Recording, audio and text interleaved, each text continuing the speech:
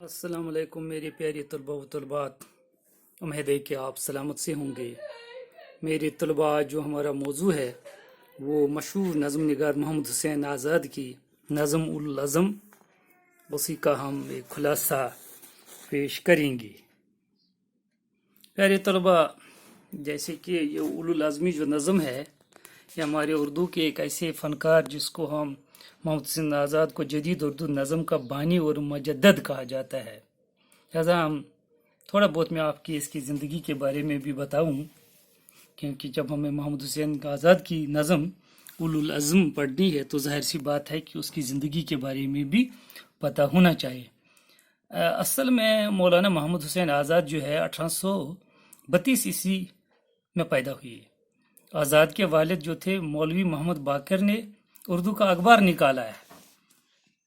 استاد ذوق دہلی سے ان کے بڑے تعلقات تھے، اسی سبب سے آزاد ذوق کے شاگرد ہو گئی۔ یعنی اردو زبان کا مشہور شاعر جو شیخ محمد ابراہیم ذوق، اسی کے شاگرد ہوئی اور ان کے ساتھ دہلی کے مشاعروں میں بھی شرکت کی۔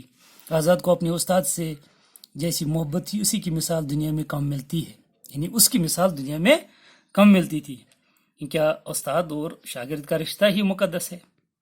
آزاد نے قدیم کالج دہلی میں بھی تعلیم پائی۔ مولوی محمد حسین آزاد کو شاعری کا شوق تھا اور ذوق کی صحبت نے اس کو اور بھی بڑھا دیا۔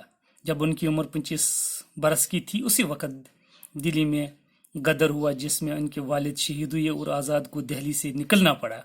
اس وقت بکھرے گھر میں انہوں نے کسی چیز کو ہاتھ نہیں لگایا، انہوں نے صرف استاد کے کلام کی پرزوں کو باندھا اور گھر سے نکل گئے۔ ان کا اپنا کلام غدر میں ضائع ہو گیا، جل گیا، تہس نہس ہو گیا۔ آزاد کی باقی جو زندگی ہے لاہور میں گزاری، جہاں انہوں نے بڑے بڑے کارنامے انجام دیے۔ آزاد بھی تصنیف و تعلیف میں، یعنی پڑھنا لکھنا، اسی میں اس کی زندگی گزری۔ اچانک ان کی جوان بیٹی کا انتقال ہو گیا۔ ان کے دل و دماغ پر غیر معمولی اثر ہوا اور 1910 میں دیوانگی کے عالم میں ان کا انتقال ہوا۔ یعنی اس وقت دیوانگی کے عالم میں، کیونکہ اس کی جوان بیٹی جب اس جہاں سے چلی گئی اس وجہ سے اس کے دماغ پر اثر پڑا، پھر اسی حالت میں وہ 1910 عیسوی میں دیوانگی کے عالم میں جہاں سے چلی گئی۔ آزاد کا دماغ 20 سال تک معطل رہا، لیکن اس حالت میں بھی ان کے قلم نے دم نہیں لیا۔ اس عرصے میں انہوں نے سینکڑوں چھوٹے بڑے رسالے لکھے۔ آزاد کی تصنیف کی تعداد بہت زیادہ ہے، ان میں آب حیات، نیرنگ خیال، دربار اکبری وغیرہ خاص طور پر قابل ذکر ہے۔ آزاد عربی فارسی کے جدید عالم تھے۔ سنسکرت اور بھاشا کہتے ہیں زبان کو۔ سنسکرت ایک بہت پرانی زبان ہے ہندوستان کی۔ سنسکرت اور بھاشا سے بھی واقف تھے۔ انگریزی زبان کے رنگ اور انگریزی کے اسلوب کو خوب سمجھتے تھے۔ آزاد کو نثر وسیع اور سادہ اسلوب کے امتیاز کی عمدہ مثال ہے۔ آزاد کی نثر شاعرانہ تاثرات ہوتی ہے جو مورکھا نگاری اور انشا نگاری کے لیے بہت موزوں ہے۔ آزاد کو ادب میں انشا پردازی کی حیثیت سے جو مقام حاصل ہے، اس میں ان کی مجموعہ نیرنگ خیال کا بڑا ہاتھ ہے۔ یہ مشہور کتاب ہے نیرنگ خیال آزاد کی۔ آزاد کے مضامین انگریزی بیانی کا دل فریب مورکھا ہے، جس میں اخلاقی تمدن کے قواعد و ضوابط بھی ملتے ہیں۔ پندہ و نصائح کے رنگین واعظ بھی ہے۔ ان مضامین میں زندگی کے رنگ پہلو نظر آتے ہیں، ان میں وحدت بھی ہے، تخیل کا کمال نظر آتا ہے، فکر اپنی انتہائی بلندیوں پر نظر آتی ہے۔ پیارے طلباء، یہ کچھ میں نے تھوڑا بہت آپ کو آزاد کے بارے میں بتایا کہ آزاد کس قسم کا شاعر تھا، کس قسم کا انسان تھا، جو انسان جس انسان کے دل پر بہت بڑا چوٹ پڑے، دماغ بھی معطل رہے لیکن پھر بھی لکھنا نہ چھوڑ دے۔ آپ خود ہی احساس کیجئے کہ وہ کس قسم کا ایک اچھا یا کس قسم کا شاعر تھا اور کس قسم کا فنکار تھا جو اپنے فن کو معطل نہیں ہونے دیتا ہے۔ بہرحال اس کی میں نظم پڑھوں، پھر اس کا ایک جائزہ بھی پیش کروں۔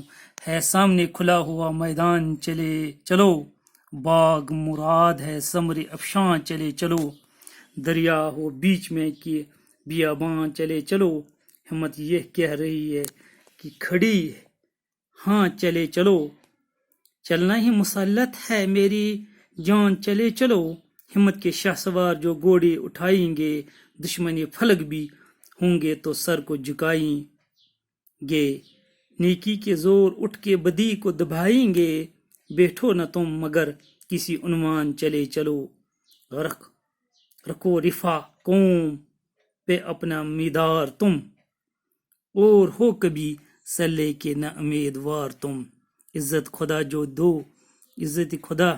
جو دی لے تو پھر کیوں ہو خوار تم، دو رخ کو آب فخر سے رنگ بہار تم، او سفید و سیاہ کا فعل حساب ہے، چمکایا چہرے صبح نے با آب و تاب ہے، ظلمت پہ نور ہونے لگا فتوحات ہے، اور شب کے بیچ تیگ بے کف آفتاب ہے، تم بھی ہو آفتاب در خشاں چلے چلو، نیکی بدی کے دیر سے بہم تھے مورکے، اب خاتموں پہ آ گئے ان کے فاصلے، قسمت کے یہ نوشتے نہیں جو نہ مٹ سکے، وہ گونجا طبل فتح کی میدان کے لیے، وہ گونجا طبل فتح کی میدان کے لیے، کرنا یہ جنگ کی ہے یہ حال چلے چلو۔ بہرحال میرے شاگردوں، یہ آزاد کی مشہور نظم اولو العزمی کے کچھ اشعار میں نے پیش کیے۔ اصل میں آزاد جو ہے وہ بہت ہی اچھا نظم نگار ہے، سماجی حالات کو، روزمرہ زندگی کو اپنی نظموں میں بہترین طریقے سے ادا کرنے کا ہنر فن جانتا تھا۔ وہ انسان سے، خاص کر نوجوان اس سے مخاطب ہے کہ تمہارے سامنے ایک کھلا ہوا میدان ہے، تم کو ایک ہی جگہ رکنا نہیں ہے۔ جیسے علامہ اقبال ایک جگہ کہتے ہیں اپنی ایک نظم کے ایک شعر میں، کنایت نہ کر عالم رنگ و بو پر تو، چمن اور بھی آشاں اور بھی ہے، تو شاہین پرواز ہے کام تیرا، تیرے سامنے آسمان کہیں اور بھی ہے۔ تو اس نظم میں بھی محمد حسین آزاد نوجوان سے مخاطب ہے کہ تمہارے سامنے ایک کھلا ہوا میدان ہے، تم آگے بڑھتے جاؤ اور مستقبل کے راستے پر گامزن ہو جاؤ، جہاں سے تم نے جنم لیا ہے اسی جگہ کو تم اپنا آشیاں نہ بناؤ، بلکہ تمہارے لیے یہ پورا دنیا سمجھ لو کھلا ہوا میدان ہے، اور مستقبل کے راستے پر گامزن ہو جاؤ، تمہاری منزل تمہاری انتظار کر رہی ہے۔ آزاد کہتے ہیں ایک جوان کو تم اپنے اندر کچھ صلاحیتیں پیدا کرو، اپنے اندر کچھ قابلیت پیدا کرو، کیونکہ منزل تمہارا انتظار کر رہا ہے، وہ انتظار میں ہے تمہارے، لیکن اس منزل کو پانے کے لیے تجھے کچھ جدوجہد، کچھ کوشش کرنی چاہیے۔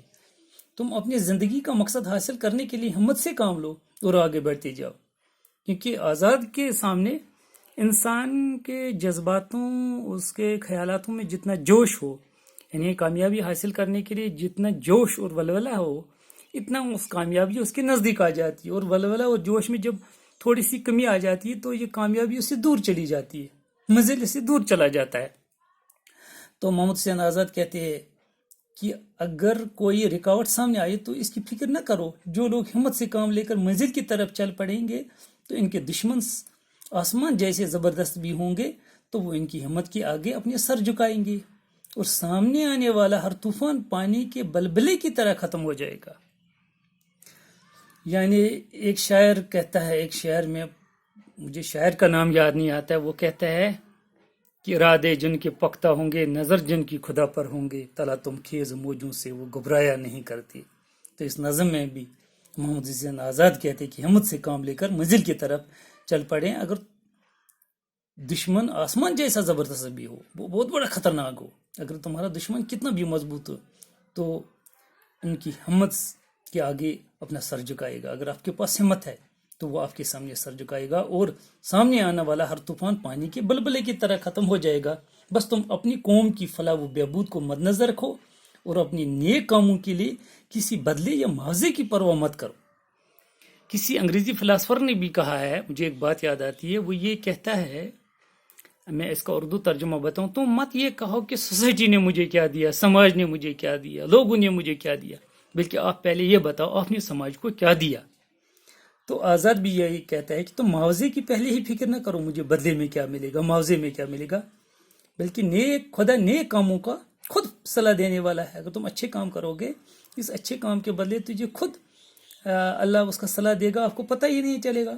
اور جب وہ عزت بخشتا ہے تو پھر کوئی تمہارا کچھ بگاڑ نہیں سکتا ہے۔ تم وہ کام کرو جس سے تمہیں فخر محسوس ہو اور تمہاری زندگی باہر کی سی رونق آ جائے. یعنی جب اچھا کام کرو گے تو تمہارے دل کو بھی سکون اور راحت ملے گی. اپنی جگہ ایک اطمینان مل جاتا ہے, اور جب وہ عزت بخشتا ہے تو پھر کوئی تمہارا کچھ بگاڑ نہیں سکتا ہے. تم وہ کام کرو جس سے تمہیں فخر محسوس ہو اور تمہاری زندگی باہر کی سی رونق آ جائے.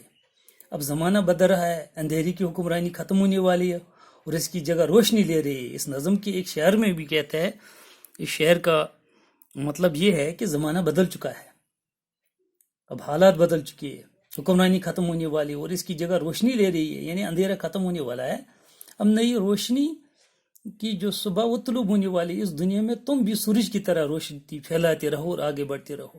اگر آج زمانہ بدل جاتا ہے, اندھیری ختم ہوتی تھی, روشنی کا دور دورہ ہے, ظلم مٹ گیا ہے, تو تم بھی سورج کی طرح چمکو اور اپنے سماج کے لیے کچھ کرتے رہو. دنیا میں بلائی اور برائی کے درمیان جنگ مدت سے جاری ہے. یہ تو پرانے زمانے سے آ رہا ہے کہ اچھائی اور برائی کا جنگ آ رہا تھا, نیکی اور بدی کا. اب بدی اور برائی کا خاتمہ قریب ہے. غریبوں اور کمزوروں کی حق تلفی کوئی قسمت کی لکھی لکیر نہیں ہے. اگر کسی انسان کو ہر وقت ٹھوکریں ہی ملتی ہے, سزا ہی ملتا ہے, غربت اس کے لکیر میں لکھا نہیں ہے جو ختم نہیں ہو سکتا ہے, اس کو مٹایا جا سکتا ہے. اب تو حالات بدل کر رہے گئے, تم آگے بڑھتے جاؤ, دیکھو تمہاری کامیابی ملے گی اور تم کامیابی حاصل کر لو گی. یعنی اس میں محمد حسین آزاد آخر میں کہتا ہے کہ اب خاتموں پہ آ گئے ہیں ان کے فیصلے, قسمت کے یہ نوشتے نہیں جو مٹ نہیں سکتے. یعنی یہ کوئی لکیر نہیں ہے جو انسان کے ہاتھ پہ لکھا ہے تو ہمیشہ یہ بدقسمتی رہے گا, ہمیشہ اس کو غربت کا ہی سامنا کرے پڑے گا. نہیں, اگر انسان محنت جدوجہد کوشش کرے گا تو اس کی زندگی میں خوشیاں ہی خوشیاں آ سکتے ہیں.